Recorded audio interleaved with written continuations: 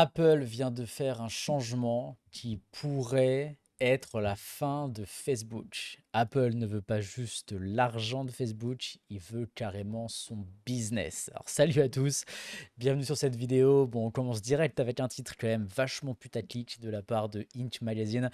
On n'en est pas quand même aussi loin, c'est pas aussi grave, mais il y a quand même eu un changement qui vient de se passer et qui peut-être qu'aujourd'hui a peut-être pas trop d'impact sur nos business, mais je pense que c'est assez important de le savoir parce que ça pourrait avoir un impact plus important dans le futur.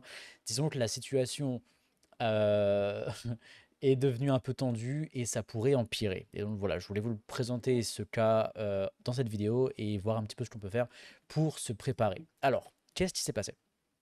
En fait, lundi de cette semaine, donc lundi dernier, le 24 octobre exactement, Apple en fait a mis à jour les politiques de son App Store en clarifiant, on va dire, car c'est déjà le cas avant, mais ils ont clarifié le fait que leur cut de 30%, donc en fait Apple prend une commission de 30% sur tous les paiements qui passent dans les applications de leur App Store, donc ça c'est depuis le départ, c'est pour toutes les applications. Si vous achetez une application sur l'App Store, il y a 30% qui va à Apple, mais aussi pour tout ce qui est in-app. C'est-à-dire que si vous jouez à un jeu et que vous achetez une épée, par exemple, dans le jeu, et ben ça c'est pareil, ces 30%-là, il y a aussi 30% du paiement de l'épée qui va aller à Apple. D'accord? Et en fait, ils ont clarifié un truc, c'était que avant, il y avait Facebook et Instagram qui ne payaient pas 30% sur les publicités qu'ils vendaient dans leur application. D'accord? Alors, c'est important quand même de préciser que TikTok et Twitter, eux, sur certains types de publicités, et ça on en reviendra après, et ben en fait, payaient déjà 30% de commission à Apple, ce que Facebook ne faisait pas. Et donc, du coup, Apple a dit, OK, bah alors, à partir de maintenant, tout le monde, Facebook inclus, donc l'entreprise mère de Facebook, Meta, doit aussi payer les 30% sur ce type de spécialité, pardon, sur ce type de publicité qu'ils appellent les boosts. Alors, qu'est-ce que c'est les boosts exactement? Qu'est-ce qui se passe? Alors, en fait, c'est dans les politiques de l'App Store de Apple, vous pouvez aller voir directement, c'est ce paragraphe-là qui nous intéresse, 3.1.3G, sur les applications qui font de la publicité. Alors, qu'est-ce que ce paragraphe nous dit? Les applications qui ont pour unique objectif de laisser les personnes qui font des publicités, que ce soit des personnes ou des entreprises d'ailleurs, d'acheter ou de gérer des campagnes de publicité sur différents médias comme la télévision, dehors, des sites internet ou des applications, ces applications-là, donc ils servent à gérer et à acheter de la publicité, ne sont pas soumis au in-app purchase. Donc cette commission, enfin ce moyen de paiement en fait que Apple a, qui du coup fait qu'Apple prend 30% sur tous les paiements qui passent par le in-app purchase.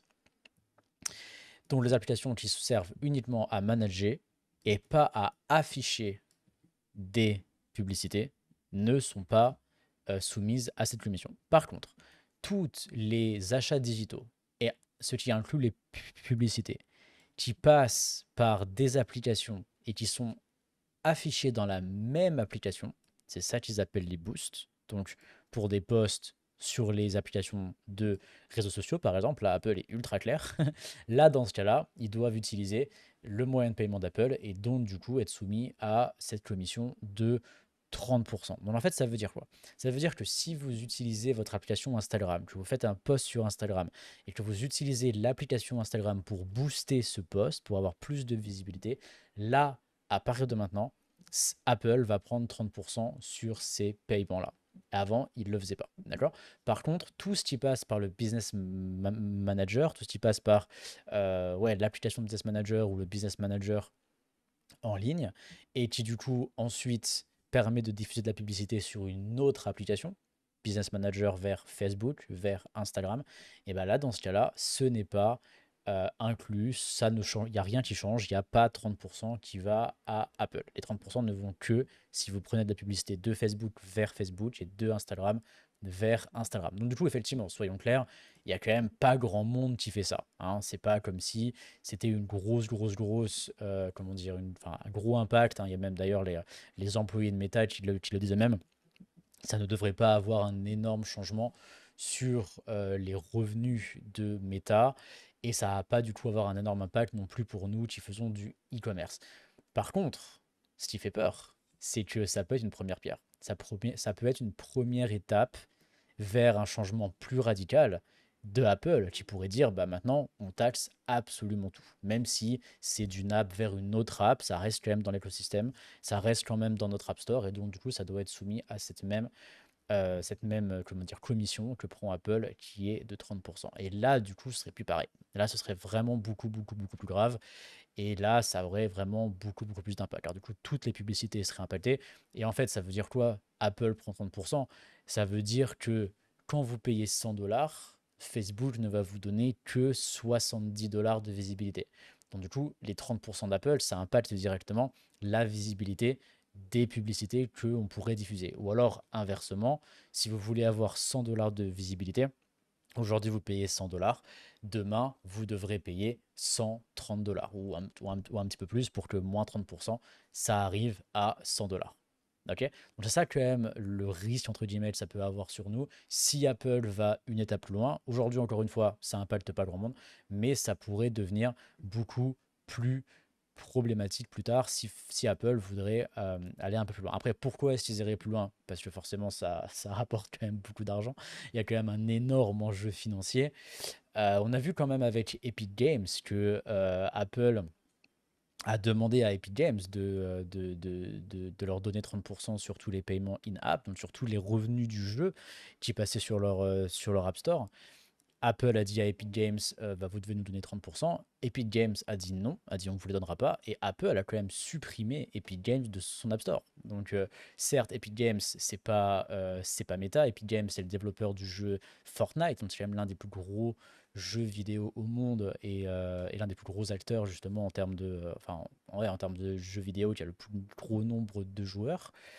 Et donc Apple a quand même banni Epic Games de son App Store. Alors il y a eu un procès, Epic Games a attaqué Apple et d'ailleurs Google aussi pour les mêmes raisons. Je sais pas trop où ça en est, mais je sais pas trop si maintenant Epic Games est de retour sur l'App Store. Moi, juste avant de faire cette vidéo, j'ai regardé sur mon téléphone Apple, et j'ai pas pu télécharger ni Fortnite ni l'application Epic Games. Donc ouais, je sais pas où ça en est. Si jamais vous savez, n'hésitez pas à me le dire dans les commentaires. Mais en tout cas, quand même, voilà, Apple a quand même mis dehors Epic Games. Et c'était quand même une grosse step. Et est-ce qu'ils vont faire la même chose pour Facebook? Bon, je pense pas quand même, ça paraît un petit peu gros.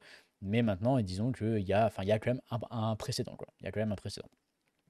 Euh, Ouais, on voit aussi dans l'article que Meta, ils disent quand même qu'ils ont perdu plus de 10 milliards de dollars suite à la mise à jour de iOS 14. Et donc, c'est quand même un peu la deuxième fois qu'Apple attaque Meta directement, quoi. Ils ont fait une première mise à jour il y a quelques années en demandant justement si on était d'accord pour le tracking et compagnie. Meta a dit ça nous a fait perdre 10 milliards de dollars. Et là, maintenant, ils leur font une deuxième attaque en disant bah, maintenant, vos revenus publicitaires, on va prendre aussi 30%. Donc voilà, c'est ça un petit peu pour la nouvelle. Après, en regardant un petit peu plus loin, je me suis rendu compte qu'il n'y avait pas que Meta, que Facebook qui n'étaient pas contents. Il y avait Spotify aussi. Spotify, alors, pour les mêmes raisons. Donc, on pourrait l'ajouter un petit peu à la liste des personnes qui sont pas contents contre Apple avec Epic Games et donc Meta. Parce que Spotify, en fait, ils disent que Apple, en forçant Spotify à leur payer 30% de commission sur ce qui passe dans leur application Spotify, eh ben, c'est un avantage déloyal, en fait, c'est de la concurrence déloyale, parce que du coup, eux, Apple, eh ben, ils n'ont pas cette alce-là pour leurs propres produits, pour Apple Music ou pour leurs produits d'e-book, etc. Et donc, du coup, eh ben, ils disent que c'est clairement comment dire, c'est un gros avantage, enfin, c'est un gros désavantage que Apple donne à Spotify, et c'est un gros avantage que du coup Apple a pour ses propres produits. Et donc, c'est quand même de l'abus de position dominante. Comment dire, c'est clairement pas, enfin, c'est clairement pas un bon, on va dire, écosystème sain de compétition. Et donc, carrément, Spotify a aussi attaqué Apple pour ça en justice auprès de l'Union européenne. Ils ont aussi fait un site. Je vous mettrai tous les liens d'ailleurs en description de la vidéo pour aller voir vous-même. Mais voilà, Spotify a quand même fait un site directement pour expliquer tout ça, ce qu'ils font, pourquoi ils sont pas contents.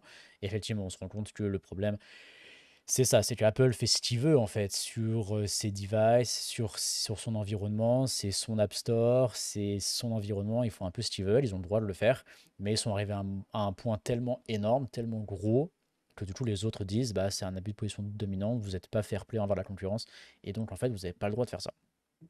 Donc voilà un petit peu pour ce qui se passe. Après, pour moi, le vrai problème ici, le fond du problème, c'est que Apple est énorme. Apple a beaucoup, beaucoup de personnes qui utilisent soit ses téléphones, ses ordinateurs, comment dire, son navigateur web, là par exemple, on est sur Safari, et en fait ça, Facebook l'a pas. Ça, Meta, Facebook l'ont pas, ils n'ont pas de téléphone Facebook, ils n'ont pas de navigateur Facebook. Et donc du coup, sont 100% dépendants pour leur distribution de leurs produits, pour leur publicité, ils sont 100% dépendants de Google, de Facebook et des personnes qui, eux, ont un téléphone ou un navigateur. Quand vous allez sur Facebook, c'est soit via votre téléphone Apple, Android, c'est soit via votre navigateur, Google Chrome, Firefox, Safari, Internet Explorer, enfin tout ça, c'est que des produits qui appartiennent pas à Facebook. Ils n'ont pas fait leur propre canal de distribution. Et donc du coup, c'est ça le gros problème. Ça fait que du coup, ils sont forcément soumis aux règles de ceux qui possèdent ces canaux de distribution-là. Et donc, c'est en l'occurrence Apple et Google. Donc du coup, c'est ça pour moi le vrai fond du problème de Facebook, c'est qu'ils ont pas fait ça, quoi. Donc du coup, aujourd'hui, ils se retrouvent un petit peu, ouais, un petit peu dans l'embarras parce qu'ils sont obligés comment dire, de se soumettre en fait aux règles de Apple en l'occurrence. Et bah, les règles d'Apple, quand ils prennent 30% pour un petit studio indépendant qui fait des applications, bon, pourquoi pas, ça peut se comprendre. Mais dans le cas de Facebook, qui fait des milliards et des milliards et des milliards, voire des dizaines de milliards même tous les trimestres, c'est quand même beaucoup d'argent. C'est vraiment beaucoup, beaucoup d'argent. Et donc, du coup, là, effectivement, ça pose beaucoup, beaucoup plus de problèmes. Donc, c'est peut-être pour ça que Facebook veut autant investir dans le métaverse, veut autant développer son propre headset, right? C'est son propre casque VR, parce que du coup, là, ils auraient leur propre moyen de distribution, là, ils contrôleraient toute la chaîne, là, ils seraient plus soumis aux lois et aux politiques des autres, et donc, du coup, ils pourraient faire ce qu'ils veulent, et ils pourraient arrêter, du coup, ouais, de dépendre des autres et d'être un petit peu, enfin, on va dire, souverain pour leur propre business, pour leurs propres revenus et pour leurs propres produits. Donc c'est peut-être pour ça qu'ils veulent autant insister sur le métaverse. C'est une idée comme ça que je vous envoie. Vous me direz ce que vous en pensez dans les commentaires. Mais moi, en tout cas, ce que ça m'inspire, ça, cette histoire-là, et ça sera la conclusion de cette vidéo, c'est que enfin, c'est deux choses en fait. La première chose, c'est important de vraiment diversifier ses sources d'acquisition client. Si jamais demain ça devient encore plus tendu entre Facebook et puis Apple et que votre business dépend surtout de Facebook, ça va être un problème. Vous allez être impacté, vous serez un dommage collatéral entre guillemets, mais bon, Facebook et Apple s'en fichent un petit peu de vous malheureusement. Donc du coup, le mieux en tant que voilà, en tant qu'entrepreneur, en tant que businessman, c'est de vous préparer à ça et c'est de vraiment diversifier vos sources d'acquisition client. Si votre business encore une fois ne dépend que trop de Facebook, c'est trop dangereux. Et c'est trop dangereux pour n'importe qui, pas que pour vous, juste d'un point de vue business au sens global. Il faut absolument pas faire ça. Donc c'est le moment de vous intéresser à Google, à Snapchat, à Pinterest, à TikTok. On a fait plein de vidéos d'ailleurs sur tous ces sujets-là, vous pourrez les voir sur notre chaîne. Mais même si aujourd'hui tous ces canaux-là vont pas vous rapporter forcément beaucoup d'argent, ou en tout cas moins de Facebook, au moins vous serez prêt, au moins vous aurez des alternatives, au moins vous aurez compris comment ça se passe, vous aurez des process en place, et c'est ça le plus important. Intéressez-vous aussi au SEO, c'est un bon moyen, encore une fois, de valoriser plus votre entreprise et d'avoir des clients sur le long terme, ou en tout cas de stabiliser votre entreprise parce que vous avez plus de canaux d'acquisition client. Et ça, c'est vraiment, vraiment super important. Ça, c'est vraiment le premier truc que ça m'inspire. Et le deuxième, c'est que c'est peut-être le moment de vraiment commencer à investir pour avoir des stratégies pour vendre à ses clients actuels. Je vois vraiment beaucoup trop d'e-commerçants qui ont uniquement des stratégies d'acquisition de nouveaux clients, mais très peu de stratégies pour augmenter la valeur par client, le panier moyen par client, et donc pour en fait vendre à ces clients qu'on a déjà, ceux qui vous font déjà confiance, ceux qui ont déjà acheté chez vous, et en plus de ça, c'est quand même plus facile de les convaincre de reacheter.